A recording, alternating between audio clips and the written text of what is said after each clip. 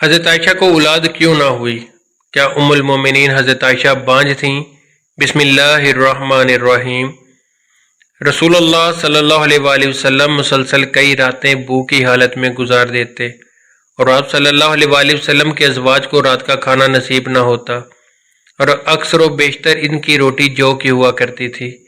اسی طرح حضرت عائشہ اپنے گھر کے معاشی حالات بیان کرتے ہوئے فرماتی ہیں کہ رسول اللہ کے گھر والوں نے جو کی روٹی سے بھی 2 دن تک مسلسل پیٹ نہیں بھرا، یہاں تک کہ رسول اللہ صلی اللہ علیہ وآلہ وسلم اس دنیا سے اٹھا لیے گئے۔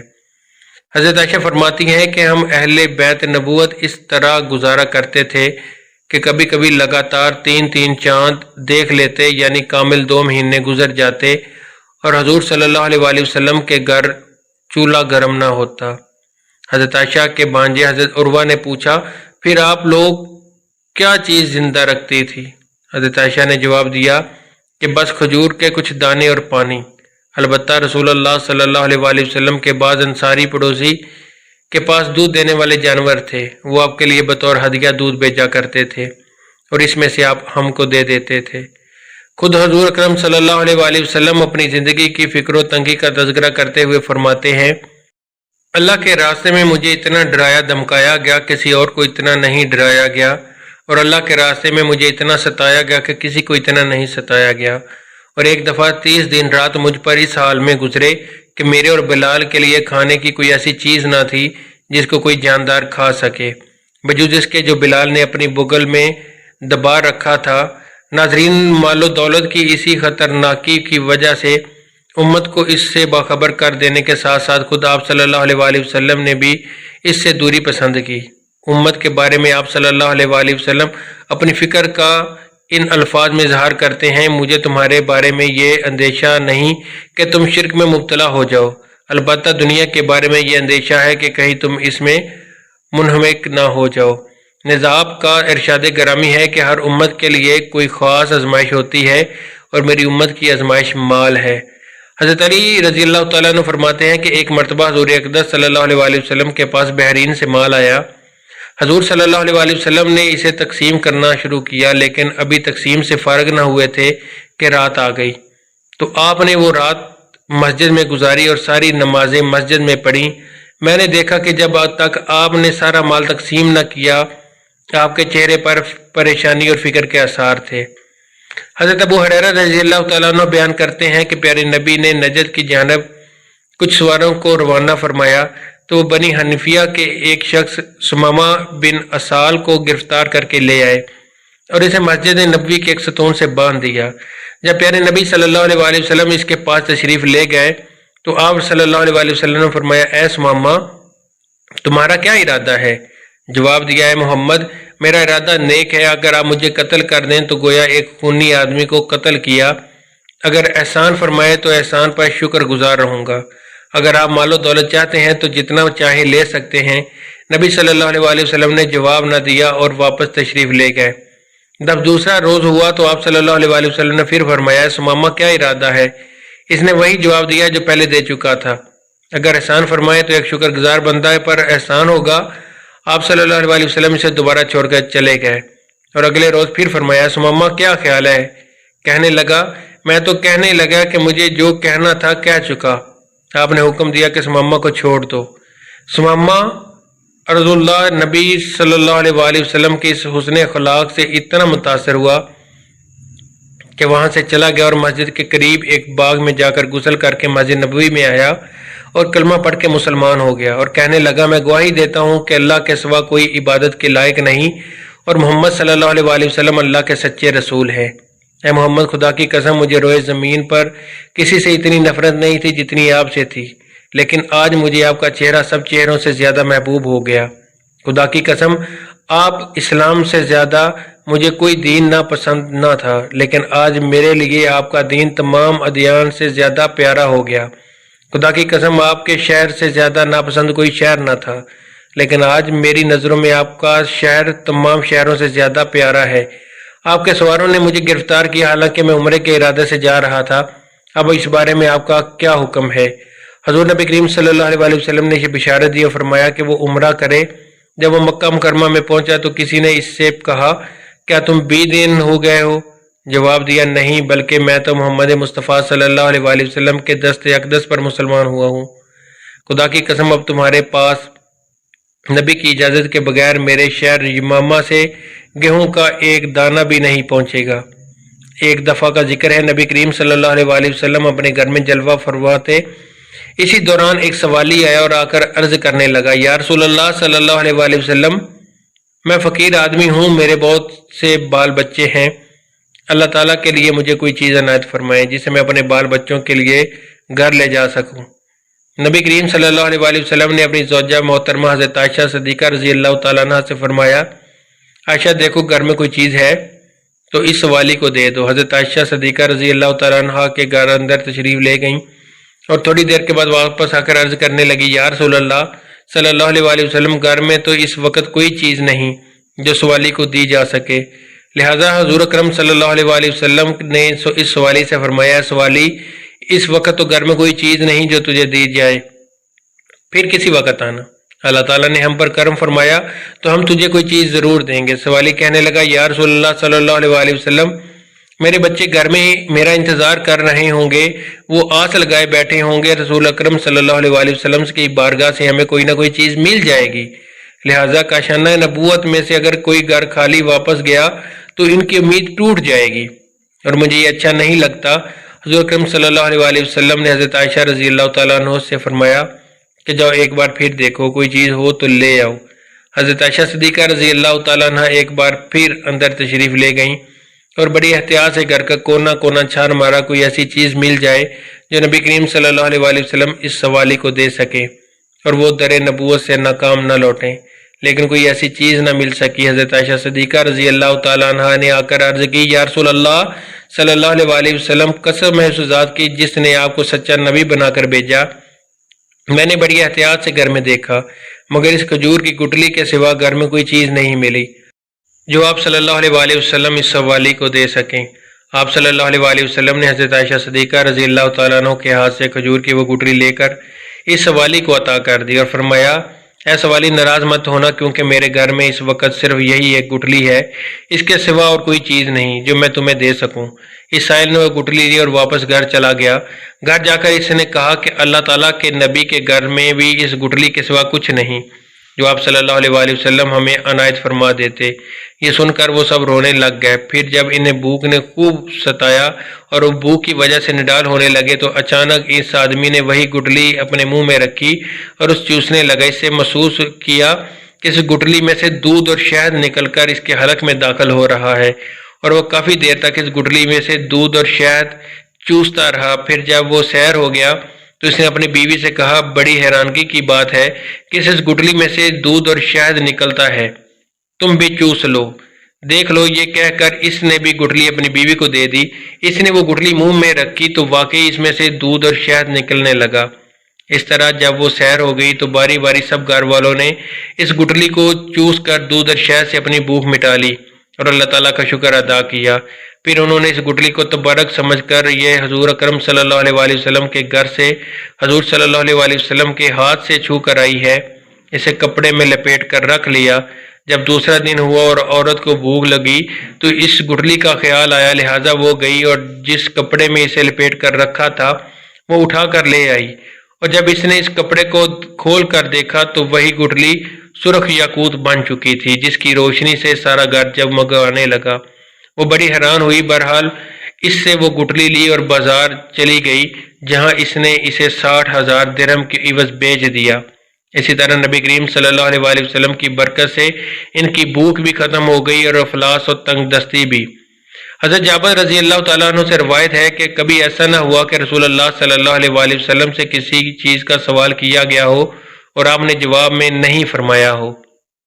ام المومنین حضرت عائشہ کی ولادت باسعادت کے 5ویں سال ماہ شوال مطابق جولائی 614 بمقام مکہ مکرمہ حجاز مقدس میں ہوئی۔ آپ کا بچپن مکہ مکرمہ میں گزرا اور 9 سال کی عمر میں مدینہ طیبہ کی طرف ہجرت کی۔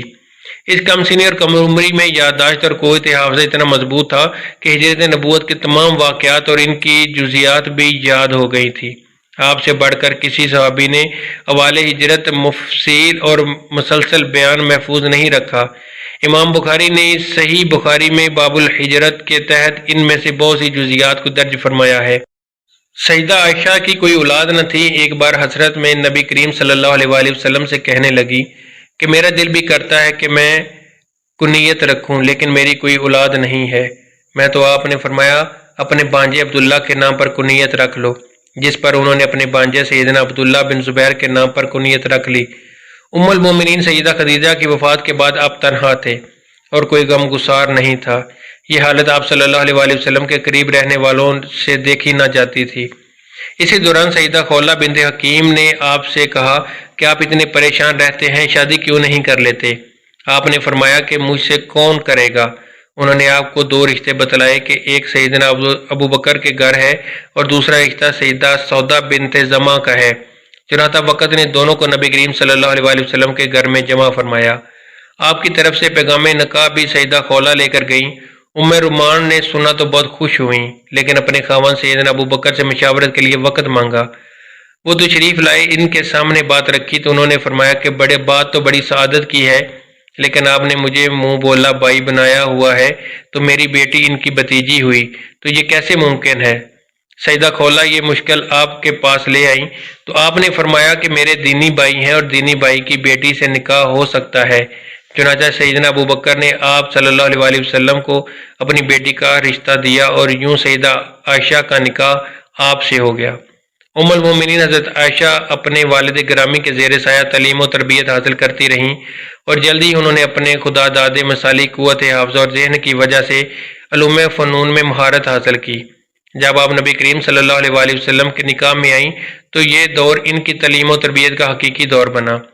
نبی مکرم صلی اللہ علیہ وآلہ وسلم کے کاشانہ اقدس میں آ کر حضرت عائشہ نے جو کچھ سیکھا وہ آج پوری امت مسلمہ خصوصاً مسلمان عورتوں کے لیے بھلائی اور نجات کا سامان بنا ہوا ہے۔ نبی کریم صلی اللہ علیہ وآلہ وسلم پوری کائنات کے معلم اعظم کی حیثیت سے حضرت عائشہ کی تربیت فرماتے رہے۔ آپ اپنے جملہ ازواج کے ایک ایک فعل کی نگرانی فرماتے اور کہیں کوئی لغزش نظر آتی تو فوراً اصلاح فرماتے۔ اس سلسلے میں حضرت عائشہ صدیقہ رضی اللہ تعالیٰ عنہ کو جو امتیاز حاصل ہوا وہ ایک مثال رکھتا ہے۔ حضرت عائشہ صدیقہ رضی اللہ تعالیٰ عنہ کی عمر نکاح کے وقت کم تھی۔ ان کی وجہ یہی ہے کہ ان کے ذریعے امت کی عورتوں کی تعلیم و تربیت کا کام لینا مقصود تھا۔ حضرت عائشہ صدیقہ رضی اللہ تعالیٰ عنہ کو اللہ رب العزت نے ذہانت عطا فرمائی۔ اس کے ہوتے ہوئے آپ کے سامنے جب بھی کوئی مسئلہ درپیش ہوتا تو آپ نبی کریم صلی اللہ علیہ وآلہ وسلم سے پوچھ لیتی اور جب آپ صلی اللہ علیہ وآلہ وسلم مسئلہ واضح فرما دیتے تو وہ انہیں ازبر کر لیتی۔ یہی وجہ ہے کہ حدیث کی کتب میں حضرت عائشہ صدیقہ سے روایت کردہ حدیثوں کی کافی تعداد ہے۔ امام بخاری اور امام مسلم علیہ رحمۃ اللہ کے مطابق حضرت ابو ہریرہ اور حضرت عبداللہ بن عمر رضی اللہ تعالیٰ عنہ کے علاوہ کسی دوسرے صحابی نے حضرت عائشہ رضی اللہ تعالیٰ عنہ سے زیادہ حدیث روایت نہیں کی۔ ام المومنین حضرت عائشہ صدیقہ رضی اللہ تعالیٰ عنہ حضور پاک صلی اللہ علیہ وآلہ وسلم کے نکاح میں شوال کے مہینے میں آئیں اور شوال کے مہینے میں ہی آپ رضی اللہ تعالیٰ عنہ کی رخصتی ہوئی۔ حضرت ابو عمر رضی اللہ تعالیٰ عنہ فرماتے ہیں کہ ام المومنین حضرت عائشہ صدیقہ رضی اللہ تعالیٰ عنہ اسی وجہ سے یہ بات پسند کرتی تھیں کہ ان کے خاندان اور دوسرے تعلقات دار لوگوں کی خواتین بھی اپنے خاوندوں کے پاس شوال کے مہینے میں ہی جائیں۔ ام المومنین حضرت عائشہ صدیقہ رضی اللہ تعالیٰ عنہ کے فضائل میں سے ہے کہ حضور اکرم صلی اللہ علیہ وآلہ وسلم نے آپ رضی اللہ تعالیٰ عنہ کے علاوہ کسی دوسری کنواری عورت سے شادی نہیں فرمائی، اور حضور پاک صلی اللہ علیہ وآلہ وسلم اپنی تمام ازواج مطہرات میں سے حضرت عائشہ صدیقہ رضی اللہ تعالیٰ عنہ سے ہی سب سے زیادہ محبت فرماتے تھے، یہاں تک کہ آپ رضی اللہ تعالیٰ عنہ اگر کسی چیز کی خواہش کرتی تو آپ صلی اللہ علیہ وآلہ وسلم پورا فرماتے۔ ایک سفر کا واقعہ ہے کہ جب حضور پاک صلی اللہ علیہ وآلہ وسلم نے ام المومنین حضرت عائشہ صدیقہ رضی اللہ تعالیٰ عنہ کو نہ پایا تو فرمایا ہائے میری دلہن۔ یہ الفاظ امام احمد علیہ رحمۃ اللہ نے نقل کیے ہیں۔ حضرت عائشہ صدیقہ رضی اللہ تعالیٰ عنہ کی بہت بڑی عالمہ اور فصاحت کی دولت سے مالا مال تھیں، نیز آپ رضی اللہ تعالیٰ عنہ نے رسول پاک صلی اللہ علیہ وآلہ وسلم سے بکثرت حدیث روایت کی ہیں۔ آپ رضی اللہ تعالیٰ عنہ عرب کی تاریخ اور اشعار کی بہت بڑی عالمہ تھیں۔ یہی وجہ ہے کہ صحابہ کرام اور تابعین کی بڑی جماعت نے آپ رضی اللہ تعالیٰ عنہ سے احادیث روایت کی ہیں۔ نبی کریم صلی اللہ علیہ وآلہ وسلم نے حضرت عائشہ صدیقہ رضی اللہ تعالیٰ عنہا کے لیے 2 راتیں مقرر فرما رکھی تھیں، ایک ان کی اپنی اور ایک حضرت ام المومنین سودا رضی اللہ تعالیٰ عنہ کی، کیونکہ وہ بوڑھی ہو گئی تھیں اور انہوں نے اپنی باری بھی حضرت عائشہ صدیقہ رضی اللہ تعالیٰ عنہ کو دے دی تھی، یعنی حضرت عائشہ رضی اللہ تعالیٰ عنہ ام المومنین حضرت خدیجۃ الکبریٰ رضی اللہ تعالیٰ عنہ کے بعد ازواج میں سب سے زیادہ خوش قسمت ترین ہیں کہ جنہوں نے اللہ کے رسول صلی اللہ علیہ وآلہ وسلم کے ساتھ اتنی زیادہ قرابت نصیب فرمائی۔ حضرت عائشہ صدیقہ رضی اللہ تعالیٰ عنہ حضور اکرم صلی اللہ علیہ وآلہ وسلم کی رفاقت میں تقریباً 8 سال اور 5 ماہ رہیں، لیکن تمام عرصے میں آپ رضی اللہ تعالیٰ عنہ کے ہاں کوئی اولاد نہ ہوئی۔ جب نبی کریم صلی اللہ علیہ وآلہ وسلم کے صاحبزادے جناب سیدنا حضرت ابراہیم علیہ السلام کی حضرت ماریہ رضی اللہ تعالیٰ عنہ کے بطن اقدس سے پیدائش ہوئی تو حضور اکرم صلی اللہ علیہ وآلہ وسلم کی باقی تمام بیویاں رشک کھانے لگی اور انہیں یہ بات گرا گزری۔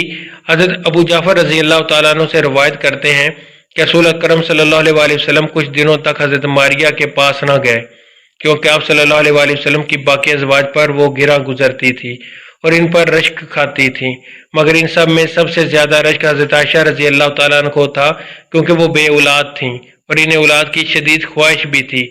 حضرت عائشہ رضی اللہ تعالیٰ عنہ فرماتی ہیں جب ابراہیم رضی اللہ تعالیٰ عنہ پیدا ہوئے تو رسول اکرم صلی اللہ علیہ وآلہ وسلم ان کو لیے میرے پاس آئے اور فرمایا، اے عائشہ میرے ساتھ اس کی شباہت تو دیکھو، یہ میرے ساتھ کتنا ملتا جلتا ہے۔ تو میں نے کہا مجھے تو کوئی شباہت دکھائی نہیں دیتی۔ فرمایا کیا تو نے اس کے گورے رنگ اور گوشت کو نہیں دیکھا؟ میں نے کہا جو دائی یا اونٹنی کے دودھ سے پلا جاتا ہے وہ گورا اور موٹا فربا ہوتا ہے، جس کے بارے میں ایک اور روایت بھی موجود ہے جس میں یہ الفاظ ہیں کہ حضرت عائشہ نے عرض کیا جسے بھیڑ کا دودھ پلایا جائے وہ فربا اور گورا ہوتا ہے۔ ام المومنین حضرت عائشہ نے یہ کیوں فرمایا، جس کے بارے میں محمد بن عمر کہتے ہیں رسول اکرم صلی اللہ علیہ وآلہ وسلم کی چند رات بھیڑ بکریاں حضرت ابراہیم علیہ السلام کے واسطے مخصوص تھیں اور ایک اونٹنی کا دودھ بھی انہی کے لیے خاص تھا۔ یہی وجہ ہے کہ ان کا اور ان کے والد کا جسم اچھا تھا۔